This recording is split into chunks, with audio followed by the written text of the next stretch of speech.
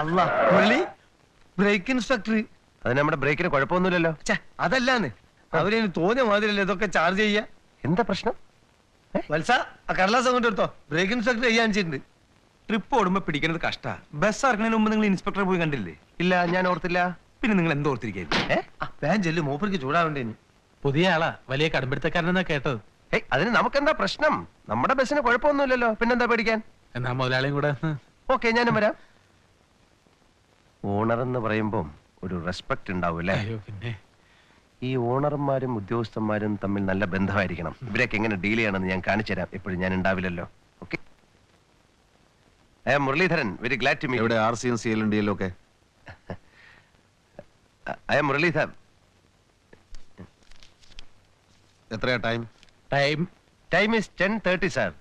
Sorry, എന്റെ watch 3 minute fast ആണ്. സാറിന്റെ എത്രയായി? സ്റ്റാൻഡിൽ നിന്ന് ബസ് പുറപ്പെടേണ്ട ടൈമാ ചോദിച്ചത്. 10 മണിയാണ് സാർ. എത്ര ആളുണ്ട് ബസ്സിൽ? ഒരു 40, 45, 50 പേരുണ്ടാവും സാർ. സ്റ്റാൻഡിങ് എത്ര? എല്ലാം കൂടെ ചേർത്താണ് സാർ. അതല്ല, കൂടുതലുണ്ടല്ലോ? ഇല്ല സാർ. ഉണ്ടെങ്കിൽ 65-ൽ കുറയാതെ ഉണ്ട്. ചിലപ്പോ.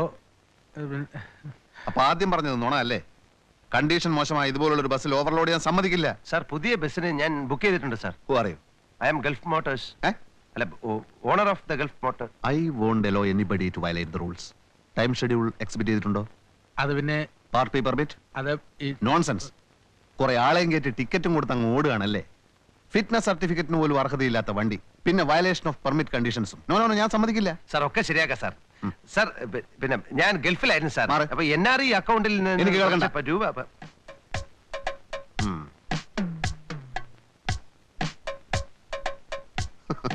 ടയറൊന്നും റീസോൾവ് ചെയ്തിട്ടില്ല.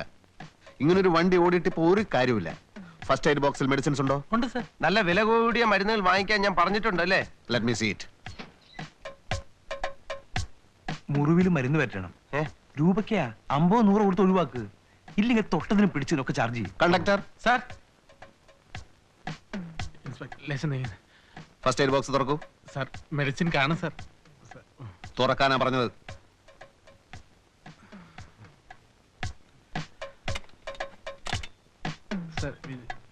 തുറക്കൂ.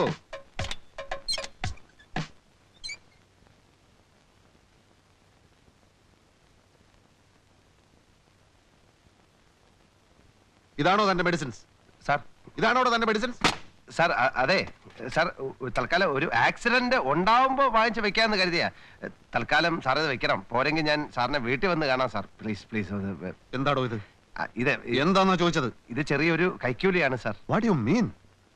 ഉത്തരവാദപ്പെട്ട ഒരു സർക്കാർ ഉദ്യോഗസ്ഥനെ അപമാനിക്കുന്നു. It is an insult to all government officials. It is an insult to my department. My dear man, I am not going to leave you. Sir, Conductor. Sir. This vehicle shall not be used in a public place until the vehicle has been passed as fit for use by the authority competent. Okay? Sir. ആളുകൾ ഇറക്കി വിട്ടോളൂ. Take this vehicle to my office at a speed not exceeding 15 kilometers per hour. ഞാൻ നിങ്ങളുടെ fitness certificate cancel ചെയ്യാം. ഒരു അബദ്ധം പറ്റിപ്പോയതാ. I don't want to talk to you. I won't allow anybody to violate the rules. Come on. മറ്റു ചാർജുകൾ എഴുതി തരാം. Come on.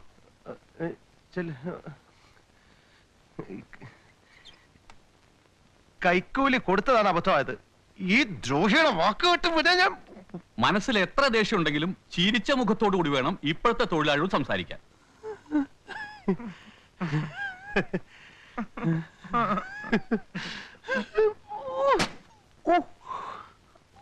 നിന്നിട്ട് യാതൊരു കാര്യമില്ല.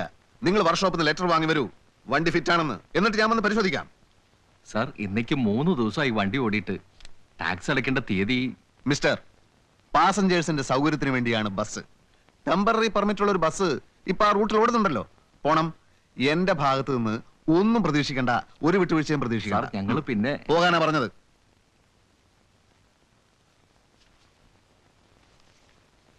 സാർ, പോകാൻ പറഞ്ഞ.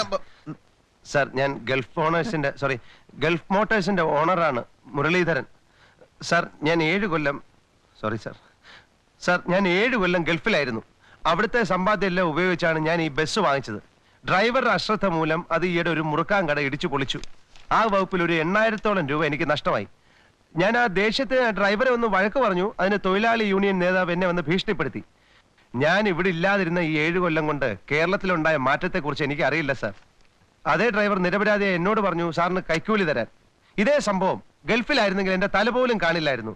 സാർ എനിക്ക് ഫിറ്റ്നസ് സർട്ടിഫിക്കറ്റ് തരില്ല എന്ന് പറഞ്ഞു. അത്രയല്ലേ ഉള്ളൂ. അതിലെനിക്ക് വളരെ നന്ദിയുണ്ട്. ഒരു സർക്കാർ ഉദ്യോഗസ്ഥന്റെ അഭിമാനത്തെ ഞാൻ ചോദ്യം ചെയ്തു. അതിലെനിക്ക് വിഷമമുണ്ട് സാർ. Please sir. എടോ, തന്നെ പോലുള്ള പൊതുജനങ്ങൾക്ക് ഒരു ധാരണയുണ്ട്, RTO ഓഫീസ് ജീവനക്കാരും വെഹിക്കിൾ ഇൻസ്പെക്ടർമാരും ഭയങ്കര കൈക്കൂലിക്കാരാണെന്ന്. എന്നാൽ അങ്ങനെയല്ല. ആ ധാരണ തെറ്റാണ്. തന്റെ 50 രൂപ കൊണ്ട് കുടുംബം പുലർത്തേണ്ട ഗതികേടൊന്നും ഞങ്ങൾക്കില്ല. തനിക്കറിയാമോ, എന്റെ വീട്ടിൽ TV ഉണ്ട്, VCR ഉണ്ട്, പൂന്തോട്ടമുണ്ട്, ഗേറ്റിൽ കാവൽ നിൽക്കാൻ ഗൂർഖകൾ 3 എണ്ണം, അൽസേഷൻ പട്ടികൾ, നന്നായി കുരക്കുന്ന അൽസേഷൻ പട്ടികൾ 5 എണ്ണം. ഈ പട്ടികൾക്ക് ഇറച്ചി വാങ്ങാൻ മാത്രം 150 രൂപ വേണം ദിവസവും. തന്റെ ഈ 50 രൂപയുണ്ടല്ലോ, എന്റെ വീട്ടിൽ ദിവസവും ധർമ്മത്തിന് വരുന്ന ആളുകൾക്ക് കൊടുക്കാൻ തികയില്ല. എല്ലാം ശരിയാണ് സാർ. പക്ഷേ ഫിറ്റ്നസ് സർട്ടിഫിക്കറ്റ് കിട്ടിയില്ലെങ്കിൽ ഞാൻ ദിവസവും ധർമ്മത്തിനായി സാറിന്റെ വീട്ടുപടിക്ക് നിൽക്കേണ്ടി വരും സാർ. ഞാൻ ഫൈൻ കെട്ടാം സാർ, ടയർ മാറ്റാം സാർ, ഫസ്റ്റ് എയ്ഡ് ബോക്സിൽ ആധുനിക മരുന്നുകൾ വാങ്ങിച്ചു വെക്കാം sir. Sir, fitness certificate please sir, please. ആദ്യമായിട്ടായതുകൊണ്ട് തൽക്കാലം തന്നെ ഞാൻ വിടാം. പക്ഷെ ഒരു കാര്യം താൻ മനസ്സിലാക്കിക്കോളൂ, വെഹിക്കിൾ ഇൻസ്പെക്ടർമാരോട് കളിച്ചവരാരും അവന്റെ വീടിന്റെ ഗേറ്റിന് പുറത്ത് ബസ് ഇറക്കിയിട്ടില്ല. ഇല്ല സാർ. ഫൈൻ അടച്ചിട്ട് പോയിക്കോളൂ. ആ. But here after ah. Everything should be in perfect condition. Okay? Complete perfect sir. എന്റെ RC ബുക്ക് ഇതോ ഇരിക്കുന്ന ആ ചുമപ്പ്.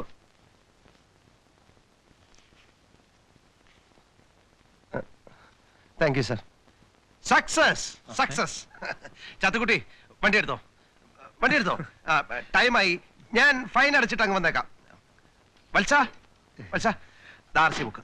അല്ല മുതലാളി ഇത് എങ്ങനെ ഒപ്പിച്ചു മുതലാളി? അതൊക്കെ ഒപ്പിച്ചിടോ. എനിക്കറിയാവുന്ന മുതലാളി എങ്ങനെയെങ്കിലും ഒപ്പിക്കും. ഞാൻ സാറ് പുതിയ ഓണറായതുകൊണ്ട് ഗോവിന്ദൻ നായർ അറിയില്ല. ആവൽ ബാന്ധവൻ ഗോവിന്ദൻ നായർ. ഈ സെക്കൻഡ് ഹാൻഡ് ബസ് ഉടമകൾക്ക് ഒഴിച്ചുകൂടാൻ പറ്റാത്ത ഒരു ഘടകമാണ് സാർ ഞാൻ. ഞാൻ നോക്കിയപ്പോ ഈ ബസ്സിന് എന്റെ ഒട്ടേറെ സഹായങ്ങൾ ആവശ്യമുണ്ടെന്ന് എനിക്ക് മനസ്സിലായി. ഈ ബാഗിലും ചിലത് വീട്ടിലുമൊക്കെയായി നിരവധി സ്പെയർ പാർട്സുകളുടെ ഒരു മിനി ഗോഡൌണാണ് സാർ ഈ ഗോവിന്ദൻ നായർ. സാറിന്റെ ബസ് അങ്ങേയറ്റം കുഴപ്പത്തിലേക്ക് നീങ്ങുകയാണ്. എന്ത് കുഴപ്പം? അടിമുടി കുഴപ്പം. സെൻട്രൽ ബോൾട്ടിന്റെ അലൈൻമെന്റ് പോയി കിടക്കുകയാണ്. അതുകൊണ്ട് സാറിന്റെ ബസ് നടുവിനടി കൊണ്ട് പട്ടിയെ പോലെയാണ് ഓടുന്നത്. എന്റെ ബസ്സിനെ ഇൻസൾട്ട് ചെയ്യുന്നത് എനിക്ക് ഇഷ്ടമല്ല. ഇൻസൾട്ടിങ് അല്ല സാർ, സത്യമാണ് സാർ പറയുന്നത്. അല്ല, നമുക്ക് പരിഹാരം ഉണ്ടാക്കാം. എനിക്ക് നിങ്ങളുടെ സഹായം വേണ്ടെങ്കിലോ? അങ്ങനെ പറയരുത് സാർ. എല്ലാത്തിനും ഹാഫ് പ്രൈസ് മതി സാർ. സാറിന്റെ ബസ് ഏത് നിമിഷം അന്ത്യശ്വാസം വരും. ഇയാൾക്ക് എന്തോ നിന്റെ അസുഖ? അസുഖമല്ല സാർ, സത്യമാണ് സാർ. എനിക്കൊരു കുന്തവും കേൾക്കണ്ട സാർ. Half price. ഇയാൾ ആളെ ഒന്ന് വിടന്നേ സാർ. പകുതി വില.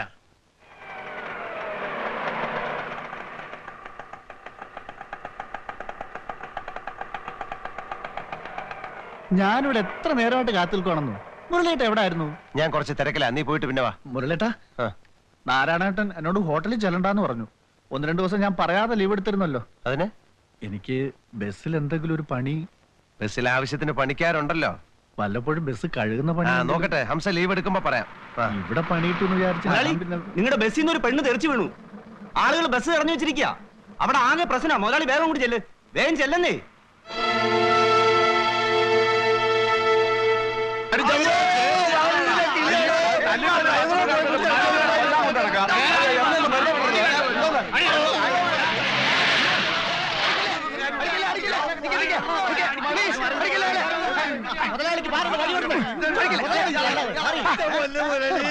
കൂടി അടിക്കല് ആ ഡ്രൈവറും കണ്ടക്ടറും എങ്ങോട്ടോ ഓടിപ്പോയി. ഞാനാണ് ഈ ബസ്സിന്റെ ഓണർ. ഈ ബസ് കൊണ്ടുണ്ടായ എന്റെ അപകടത്തിനും ഞാൻ ഉത്തരവാദിയാണ്. ഞാൻ ആ സ്ത്രീ ഹോസ്പിറ്റലിൽ കൊണ്ടുപോയിക്കോട്ടെ. അവരപ്പോ തന്നെ ആസ്പത്രി കൊണ്ടുപോയി. എവിടുന്ന് കിട്ടിയടാ തനിക്ക് തല്ലിപ്പൊളി ബസ്? ആ തല്ലിപ്പുള്ളി ബസ്സൊക്കെയാണ്. ഞാൻ പുതിയൊരു ബസ്സിന് ഓർഡർ ചെയ്തിട്ടുണ്ട്. അതിപ്പോ വരും. ആ ബസ്സിൽ നിങ്ങൾ ഉദ്ദേശിക്കുന്ന എല്ലാവിധ സൗകര്യങ്ങളും ഉണ്ടായിരിക്കും. ഞാൻ ഈ പാവ മനുഷ്യനെ ഒന്ന് കൊണ്ടുപോയിക്കോട്ടെ. തനിക്ക് കിട്ടും. ആ ശരി, ഡ്രൈവർ ഓർഡർ മാറ്റാം. മാറ്റാം. ഒന്ന്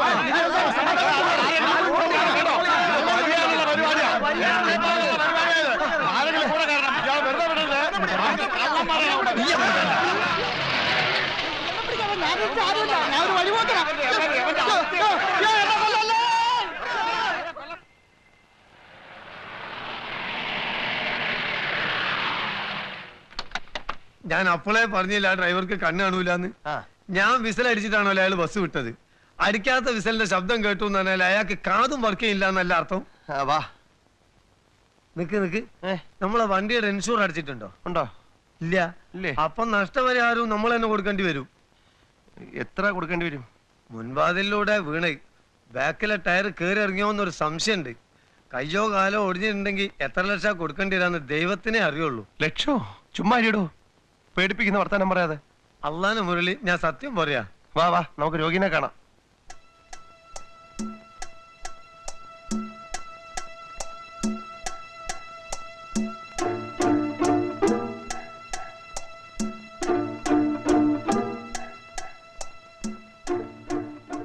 ബസ്സിലുണ്ടായിരുന്ന പാഹന്മാരാണ് നിൽക്കണേ. പെണ്ണക്കട്ടിലുള്ളത് തന്നെ. ഈശ്വര, ഇനി ഒറ്റങ്ങൾ നമ്മളെ മേക്കിട്ട് വരുമെന്നുള്ള ആ പേടി. ചുമ്മാ ഇരിടോ.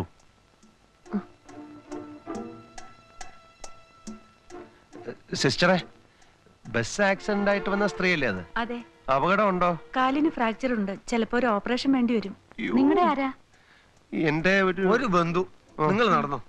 വന്നേ, പോലീസ് ഇപ്പൊ എത്തും. ചുമ്മാ ഇരിടോ. പോലീസ് വന്നാ എന്നെ ഉപദ്രവിക്കൊന്നുമില്ലല്ലോ. അവര് സത്യം പറഞ്ഞാൽ കുടുങ്ങിയത് തന്നെ. അയ്യോ, പിന്നെ ഒരൊറ്റ വഴിയേ ഉള്ളൂ. എന്താ? എങ്ങനെങ്കിലും ആ പെണ്ണിനെ പറഞ്ഞ് ചാക്കിലാക്കണം. ആക്സിഡന്റ് ഉണ്ടായത് അവളുടെ ശ്രദ്ധക്കുറവുകൊണ്ടാണെന്ന് അവളെ കൊണ്ട് തന്നെ പോലീസുകാരോട് പറയിപ്പിക്കണം. വാ.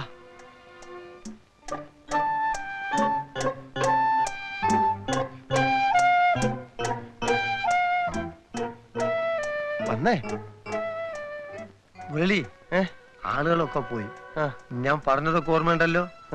പോലീസ് വരുന്നതിന് മുമ്പ് എന്ത് അടവ് പ്രയോഗിച്ചിട്ടെങ്കിലും ആ പെണ്ണിനെ വശത്താക്കണം.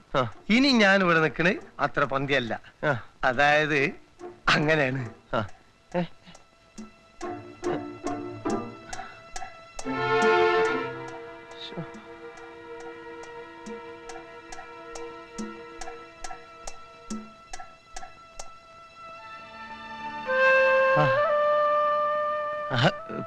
കുട്ടിയായിരുന്നോ? കുട്ടിയുടെ പാസ് ഞാൻ പാസ് ഞാൻ ഓഫീസിൽ എഴുതി വെച്ചിരിക്കായിരുന്നു. പിന്നെ കണ്ടതേ ഇല്ലല്ലോ. എവിടെയായിരുന്നു? എന്റെ കാല് പോയി. അയ്യോ, എന്റെ ജീവിതം തൊലഞ്ഞു. കരയല്ലേ, കരയല്ലേ, കരയല്ലേ. കുട്ടിക്കൊന്നും സംഭവിക്കില്ല. എന്ത് ചെലവ് വന്നാലും കാല് പരിപൂർണ സുഖം ആകുന്നവരെ ഞാൻ ചികിത്സിക്കും. കാല് പോയിട്ട് ജീവിക്കുന്നതിലും ഭേദം മരിക്കുന്നതാ. അയ്യോ, അങ്ങനെ എനിക്ക് ആരുമില്ല. അയ്യോ, അങ്ങനെ പറയല്ലേ. കുട്ടിക്ക് ഞാനില്ലേ? നിങ്ങളൊരു പേരും കള്ളനാ. ഞാനോ?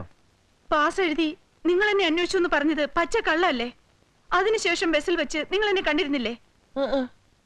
എപ്പോ? അതാ ഞാൻ പറഞ്ഞത് നിങ്ങൾ പേരും കള്ളനാന്ന്. ടയർ പഞ്ചറായ ദിവസം നിങ്ങൾ എന്നെ കണ്ടില്ലേ? ഇല്ല, സത്യമായിട്ട് എനിക്ക് ഓർമ്മയില്ല. ഞാൻ കണ്ടില്ല. എന്റെ കാല് പോയി. എന്റെ ജീവിതം തൊലഞ്ഞു. കുട്ടി എന്നെ വിശ്വസിക്കൂ. കുട്ടി ചിലപ്പോ വിചാരിക്കും ഇയാളൊരു ബസ് ഓണർ ആണല്ലോ, ഇയാളൊരു ബൂർഷയാണല്ലോ, പാവങ്ങളോട് കരുണയില്ലാത്തവനാണല്ലോ എന്നൊക്കെ കുട്ടി ചിലപ്പോ വിചാരിക്കും. പക്ഷെ ഒരു സത്യം കുട്ടി മനസ്സിലാക്കണം. മരുഭൂമിയില് പൊള്ളുന്ന വെയിലത്ത് അറബികളുടെ ആട്ടും തുപ്പും ഏറ്റ് കല്ല് ചുമന്നിട്ടുള്ളവനാണ് ഞാൻ. കഷ്ടപ്പാട് എന്താണെന്ന് എനിക്ക് നന്നായിട്ടറിയാം. NRI അക്കൗണ്ടിൽ കുറച്ച് രൂപ ഉണ്ടായിരുന്നുകൊണ്ട് ഒരു ബസ് ഞാൻ വാങ്ങിച്ചു. അങ്ങനെ ഒരു തെറ്റേ ഞാൻ ചെയ്തിട്ടുള്ളൂ. കുട്ടി എനിക്ക് വേണ്ടി ഒരു ഒറ്റ ഉപകാരം ചെയ്യണം. പോലീസുകാർ വന്ന് ചോദിക്കുമ്പോൾ സാരി കുടുങ്ങി ബസ്സിൽ നിന്ന് വീണതാണെന്നൊന്ന് പറയണം. പറഞ്ഞു നോക്കൂ പ്ലീസ്, പറഞ്ഞു നോക്കൂ. ഇല്ലെങ്കിൽ എന്നെ പോലീസുകാർ പിടിക്കും. അവർ എന്നെ തല്ലി ചതയ്ക്കും. നിങ്ങളെ തല്ലി ചതച്ചാലേ എനിക്ക് കുറച്ചെങ്കിലും സുഖം കിട്ടും. അയ്യോ, അങ്ങനെ പറയരുത് കുട്ടി, അങ്ങനെ പറയരുത്. ഇന്ന് മുതല് കുട്ടിയുടെയും കുടുംബത്തിന്റെയും സകല ചെലവും ഞാൻ നോക്കിക്കൊള്ളാം. പ്ലീസ് പ്ലീസ്, ഞാൻ കുട്ടിയുടെ കാര്യം പിടിക്കാം. അയ്യോ ഇല്ല കുട്ടി, പോലീസുകാർ വരുന്നുണ്ട്. ഞാൻ പറഞ്ഞത് ഓർമ്മയുണ്ടല്ലോ. കുട്ടിയുടെ കുടുംബത്തിന്റെ കംപ്ലീറ്റ് ചെലവ് ഞാൻ നോക്കിക്കോളാം. സാരി കുടുങ്ങി വീണാണെന്നേ പറയാവുള്ളേ. പ്ലീസ് സത്യസന്ധമായിട്ട് പറഞ്ഞോളൂ. സത്യസന്ധമായിട്ട് സാരി കുടുങ്ങി വീണതാണെന്ന് പറഞ്ഞോളൂ. ബസ്സില് സ്ത്രീകൾ ട്രാവൽ ചെയ്യുമ്പോൾ എപ്പോഴും സൂക്ഷിക്കേണ്ട കാര്യമാണ്. സാരി കുടുങ്ങി ആ കുട്ടി ബസ്സിൽ നിന്ന് താഴെ വീണു.